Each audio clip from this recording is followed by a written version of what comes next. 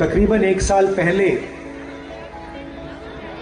मैं कन्याकुमारी से कश्मीर तक पैदल चला। भारत जोड़ो यात्रा में लाखों लोग एक साथ मिलके चले। यात्रा में एक बहुत अच्छा सुंदर नारा चला, नफरत के बाजार में मोहब्बत की दुकान। मतलब एक लाइन में कांग्रेस पार्टी का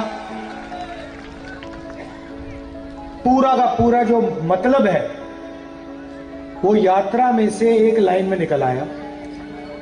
बीजेपी नफरत फैलाती है, नफरत का बाजार चलाती है और हम नफरत के बाजार के अंदर मोहब्बत की दुकान खोल देते हैं। उनके घरों में, उनके दिल में, उनके दिमाग में कांग्रेस पार्टी घुस के मोहब्बत की दुकान खुलती रहती है। और यही लड़ाई राजस्थान के चुनाव में है। एक तरफ नफरत, हिंसा, दूसरी तरफ मोहब्बत, न्याय, आदर। ये लड़ाई है। अब सवाल उठता है कि बीजेपी को, आरएसएस को नफरत फैलाने से, हिंसा फैलाने से क्या फायदा मिलता है? कुछ ना कुछ फायदा तो होता है। जब जेब कतरे किसी का जेब काटते हैं तो सबसे पहले वो क्या करते हैं, बता सकते हैं आप? मान लो 2 जेब कतरे किसी का जेब काटना चाहते हैं तो सबसे पहले क्या होता है? पहले एक जेब कतरा ध्यान इधर उधर करेगा, है ना? पहले वो आएगा, उसका पार्टनर जो होगा वो आएगा, कहेगा भैया उधर देखो, या बातचीत में लगा देगा। और पीछे से उसका दोस्त आएगा, ब्लेड से जेब काट देगा, पैसा निकाल ले जाएगा।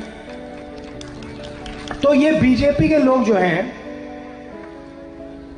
ये आपकी जेब काट रहे हैं। मोदी जी आपका ध्यान इधर उधर कराते हैं और अनानी पीछे से ठक मार के उठा ले जाता है। आपको पता भी नहीं लगता। कभी कभी आप देखते हो टीवी पे नरेंद्र मोदी भाषण दे रहे हैं, कभी कभी वो अमिताभ बच्चन, शाहरुख खान को नचा रहे हैं, कभी ऐश्वर्या राय आ जाती है, वो नाचना शुरू कर देती है, कभी क्रिकेट की बात होती है, कभी हिंदू मुस्लिम की बात चलती है और आप लोगों का ध्यान इधर उधर जाता है। भाइयों और बहनों, लक्ष्य इनका एक ही है, आप में से पैसा कैसे निकाला जाए और वो अदानी जैसे अरबपतियों की जेब में कैसे डाला जाए, ये लक्ष्य। और आज मैं आपको थोड़ी गहराई में ये बताने आया हूं, ये समझाने आया हूं, ये इनका खेल कैसे चलता है।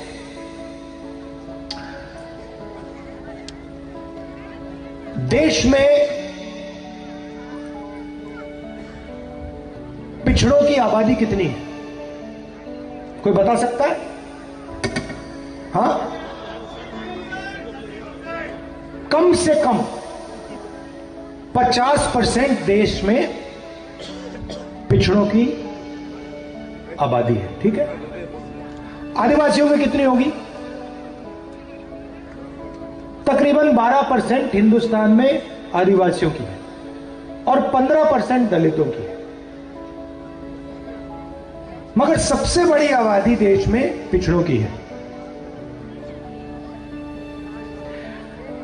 अपने हर एक भाषण में पहले नरेंद्र मोदी आते थे, कहते थे मैं ओबीसी हूं। याद है आपको? याद है?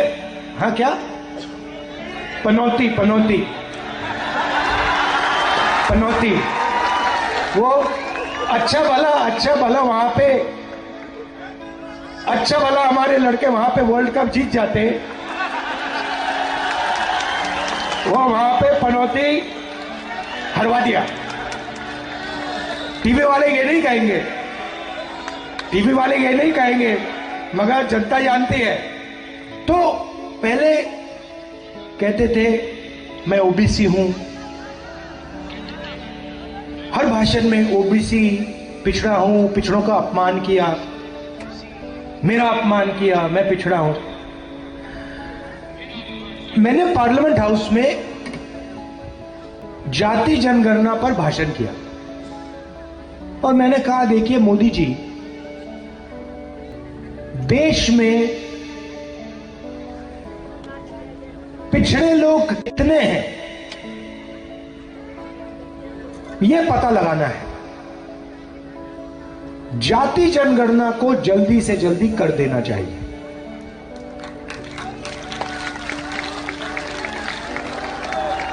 अगर हम भागीदारी की बात करते हैं, आदिवासियों की, दलितों की, पिछड़ों की, गरीब जनरल कास्ट के लोगों की, तो हमें सबसे पहले पता लगाना पड़ेगा भैया आबादी कितनी किसकी है, कितने लोग हैं, दलित कितने, आदिवासी कितने, पिछड़े कितने। तो जाति जनगणना पहला कदम है।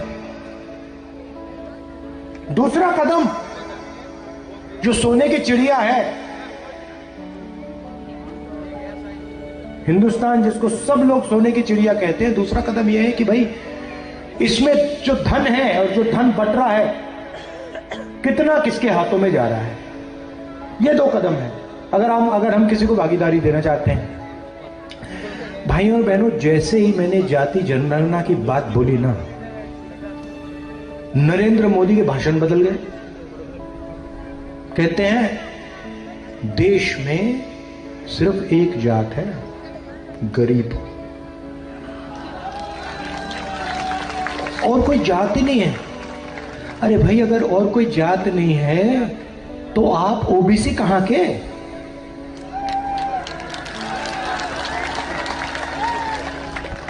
जैसे ही ओबीसी वर्ग को सचमुच में भागीदारी देने का समय आया,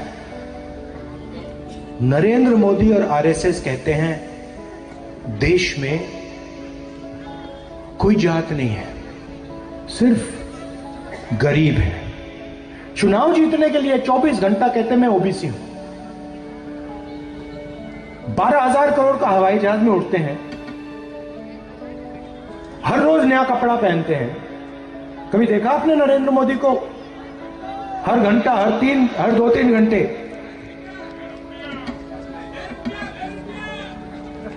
करोड़ों रुपए का सूट पहनते हैं चुनाव के लिए ओबीसी। और जब ओबीसी को भागीदारी देने की बात आई, युवाओं को, ओबीसी युवाओं को देश में भागीदारी देने की बात आई, तो नरेंद्र मोदी जात ही नहीं है, एक ही जात है। अब सवाल क्या है मैं आपको बताता हूं। सवाल यह है कि देश को चलाने में ओबीसी, दलित, आदिवासियों की कितनी भागीदारी है। अब आप जानते हो कि देश को आईएएस अफसर चलाते हैं। किसी भी बच्चे से आप पूछ लो क्या बनना चाहते हो, कहेंगे भैया हम तो आईएएस में जाना चाहते हैं। क्यों? देश को वो चलाते हैं, हर बच्चा जानता है। 90 आईएएस अफसर दिल्ली की सरकार को चलाते हैं। एमपी नहीं चलाता, एमएलए नहीं चलाता। नरेंद्र मोदी हिंदुस्तान के प्रधानमंत्री 90 लोगों के साथ मिलकर सरकार को चलाते हैं। आप देख लीजिए बीजेपी के मंत्रियों का चेहरा देख लीजिए, पार्लियामेंट में आपको दिखेंगे। नरेंद्र मोदी जी उनको कोई काम नहीं देते, उनको बस वहां बैठा रखा है, एमपी को, मंत्रियों को बैठा रखा है। असलियत में नरेंद्र मोदी और 90 लोग देश को चलाते हैं। तो मैंने पार्लियामेंट में सवाल पूछा, अगर ओबीसी की भागीदारी है तो 90 में से ओबीसी कितने, 90 में से दलित कितने, 90 में से आदिवासी कितने? ओबीसी की आबादी 50% है, कम से कम 90 में से 45 ओबीसी होने चाहिए। और अगर 100 रुपए खर्च हो रहे हैं तो 50 रुपए ओबीसी अफसरों को खर्च करने चाहिए। सिर हिला रहे हैं आप, बात तो सही है ना? अगर बजट में 100 रुपए खर्च हो रहे, आदिवासियों की आबादी 15% है, ठीक है, तो कम से कम 10% खर्चा तो ओबीसी अफसरों का होना चाहिए। सच्चाई क्या है? सच्चाई है कि 90 में से सिर्फ 3 अफसर ओबीसी वर्ग के हैं। और अगर हिंदुस्तान की सरकार 100 रुपए खर्च करती है तो ओबीसी अफसर 5 रुपए उसमें से खर्च करते हैं। तो ओबीसी का कोई भागीदारी नहीं है, सरकार चलाने में कोई भागीदारी नहीं। अब अगर आप इस बात से हैरान हुए तो फिर आदिवासी की सुन लो, दलितों की सुन लो। 90 में से 3 आदिवासी अफसर हैं और 100 रुपए में से 10 पैसे का निर्णय आदिवासी अफसर लेते हैं। तो यह सवाल मैंने उठाया और सारे के सारे बीजेपी के लोग चुप हो गए, चुप हो गए। और नरेंद्र मोदी के मुंह से ओबीसी शब्द गायब हो गया। बोलते नहीं अब ओबीसी, मैं ओबीसी हूं, अब नहीं बोलेंगे। क्यों?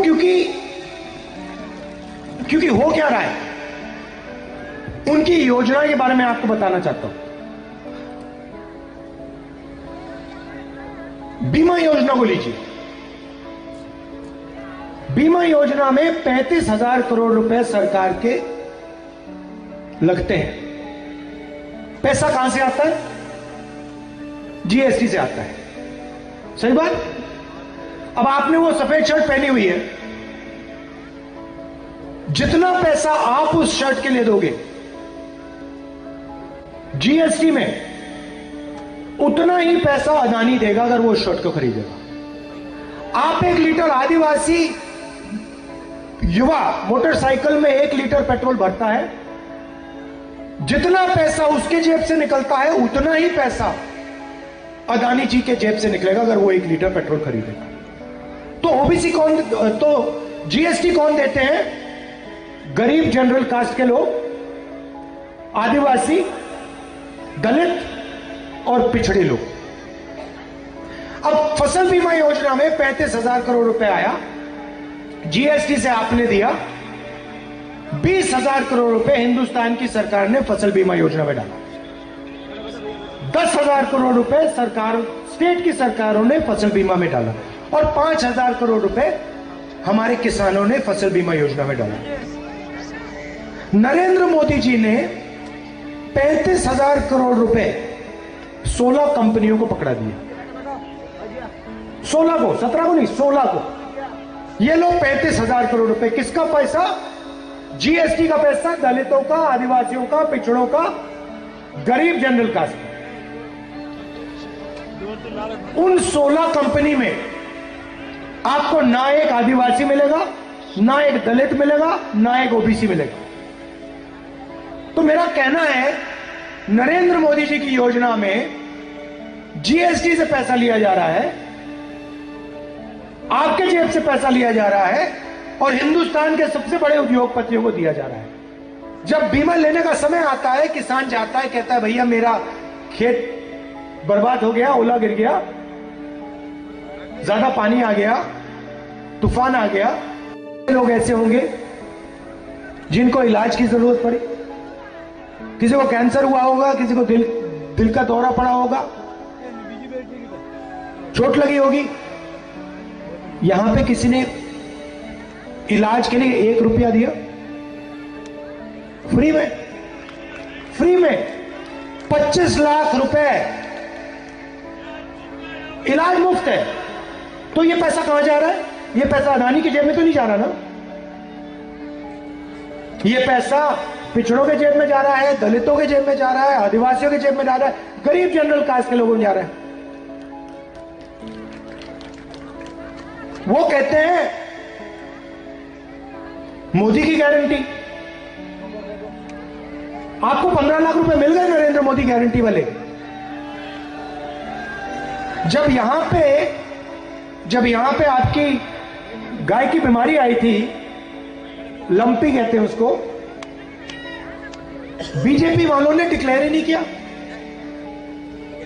वो 24 घंटे गौ माता की बात करते हैं, मगर जब गौ माता बीमार हुई तो मदद किसने की? कांग्रेस पार्टी। तो ये गौ माता का प्रयोग करते हैं, मगर जब गौ माता को इनकी जरूरत होती है तो बीजेपी वाले नहीं दिखेंगे, गायब हो जाएंगे।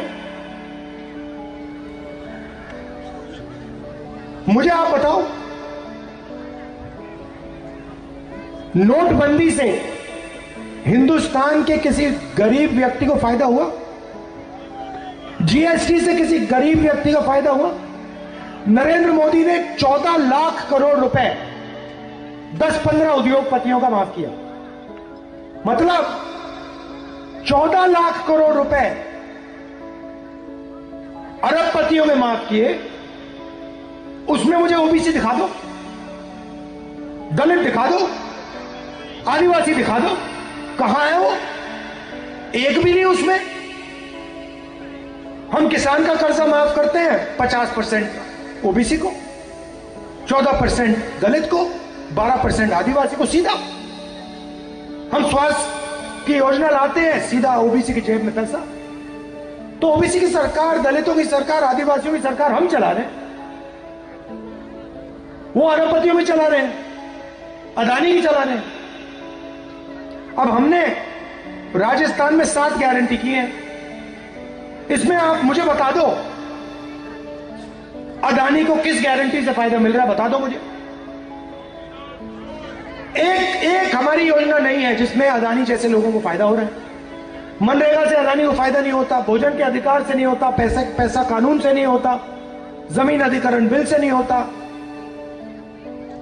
वो कर्जा माफ करते हैं 14 लाख करोड़ रुपया, नोटबंदी करते हैं, जीएसटी करते हैं, किसान के कानून ले आओ उठा के। पूरा का पूरा फायदा अदानी जी के लिए करा। वो शुक्र है किसान खड़े हो गए, रोक दिया उन्होंने। कांग्रेस पार्टी खड़ी हो गई, हमने रोक दिया, नहीं तो भारी नुकसान होता है हिंदुस्तान के सब किसानों का। तो हमने 7 गारंटी की है। और शायद सबसे जरूरी गारंटी, ये जो हमारी महिलाएं बहनें आई हैं, माताएं आई हैं, आपके लिए है। राजस्थान के हर घर में एक महिला को 10,000 रुपए साल के बैंक अकाउंट पे कांग्रेस पार्टी डालेगी।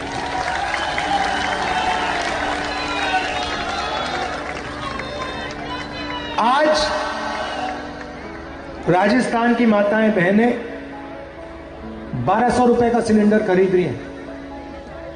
नरेंद्र मोदी आए थे, यूपीए की सरकार 400 रुपए का सिलेंडर था, कहते थे ओ देखो 400 रुपए का सिलेंडर हो गया।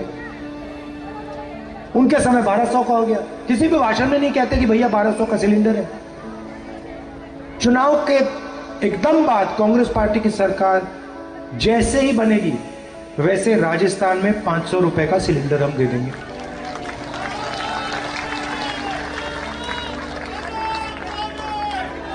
शिक्षा के लिए हमने अंग्रेजी स्कूल का जाल बिछा दिया। हम चाहते हैं कि राजस्थान का हर युवा अंग्रेजी बोले। वो कहते नहीं भैया अंग्रेजी मत सीखो, हिंदी बोलो। हिंदी में कोई कमी नहीं है, हिंदी सीखनी चाहिए। राजस्थान में, उत्तर प्रदेश में, मध्य प्रदेश में आपको काम करना हो किसी से बात करना हो, बिजनेस चलाना हो, हिंदी में चलेगा। मगर अंग्रेजी भी बहुत बड़ा हथियार है। आपको किसी विदेशी टूरिस्ट से बात करनी है, टूरिस्ट का बिजनेस खोलना है, टूरिज्म का बिजनेस खोलना है, कॉल सेंटर में काम करना है, आईटी का काम करना है, इंजीनियर बनना है, तो अंग्रेजी की जरूरत है। ये सच्चाई है। अब आप उनसे पूछो, अमित शाह से पूछो, गडकरी जी से पूछो, राजनाथ सिंह से पूछो कि भैया आप कहते हो 24 घंटा की अंग्रेजी नहीं बोलनी चाहिए, हिंदी बोलनी चाहिए। आपके बच्चे कौन से स्कूल में पढ़ते हैं? English medium.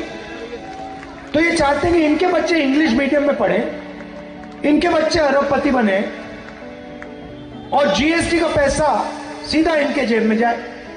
हम चाहते हैं कि किसान का बेटा इंग्लिश बोले, मजदूर का बेटा इंग्लिश पढ़े, विदेश में जा पाए अगर जाने की जरूरत हो, हवाई जहाज में पायलट बने, हवाई जहाज को उड़ाए, टूरिज्म का बिजनेस खोले। यह फर्क है। इसीलिए हमने पूरे राजस्थान में अंग्रेजी स्कूल का जाल बिछा दिया और हम चाहते हैं कि राजस्थान का हर बच्चा अंग्रेजी में दिल खोल के बोले और जो भी उसका सपना है, बड़ा से बड़ा सपना, वो उसको पूरा करे। आखिरी बात, हमारे जो सरकारी कर्मचारी हैं उनको ओपीएस मिलता था, बीजेपी ने छीन लिया।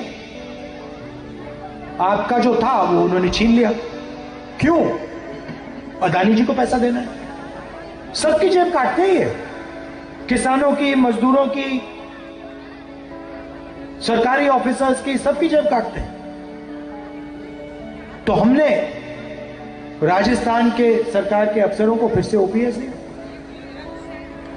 भाइयों और बहनों, पैसे की देश में कोई कमी नहीं है। सिर्फ सवाल यह है पैसा गरीबों की ओर जाएगा या अरबपतियों को मिलेगा। और दो तरीके की सरकार होती है, एक कांग्रेस पार्टी की जो गरीबों की मदद करती है, किसानों की मदद करती है, कमजोर लोगों की मदद करती है, और दूसरी उनकी सरकार, अरबपतियों की सरकार, मीडिया वाली सरकार। आपने टेलीविजन पे आप नरेंद्र मोदी का चेहरा 24 घंटे देखते हो। आपने टीवी पे कभी किसी किसान का चेहरा देखा है?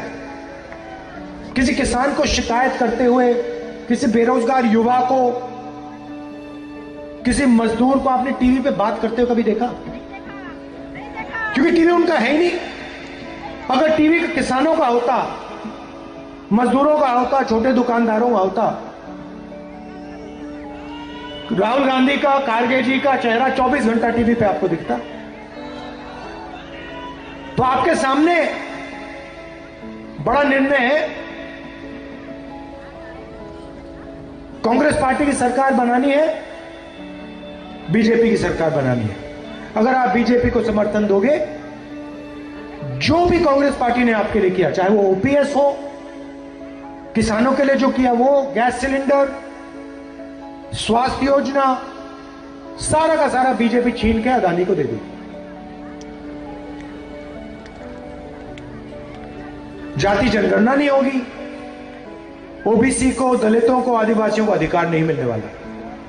हमने निर्णय ले लिया है, राजस्थान की सरकार आएगी, पहला काम जाति जनगणना राजस्थान में, उसके बाद दिल्ली में जाति जनगणना। ये मैं आपसे कहने आया था। आपने इतने प्यार से मेरी बात सुनी, दिल से आपका धन्यवाद करता हूं। नमस्कार, जय हिंद।